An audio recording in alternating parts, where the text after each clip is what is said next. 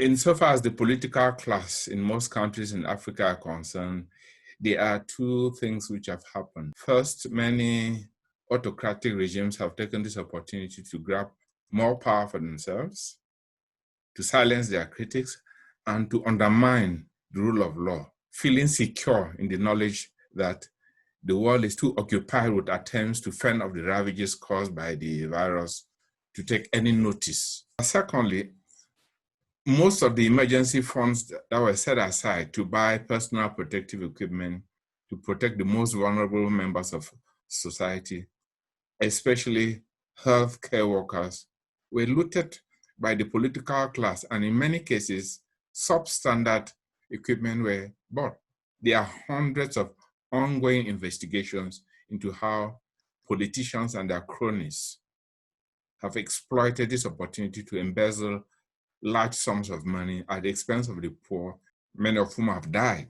Government-organized food parcels in many countries were either stolen by politicians or distributed mainly to supporters of the government. Because of the hunger, hardship, and in some instances, limited understanding by ordinary citizens of the nature and effect of the pandemic, many citizens did not always comply with the lockdown rules. Law enforcement officials were let loose on them. Constitutional designers during the post-1990 reforms tried to introduce measures that will, on one hand, facilitate the rapid, effective, and efficient response to emergencies, and on the other hand, prevent the human rights abuses that were usually associated with such declarations of states of emergencies. The COVID-19 pandemic crisis has shown that these constitutional reforms did not go far enough to prevent the abuses which take place when states of emergencies are declared. Instead of governments using and relying on constitutional state of emergency, they instead use legislative state of disaster, which prevented Parliament and the courts from exercising and playing their normal role of oversight.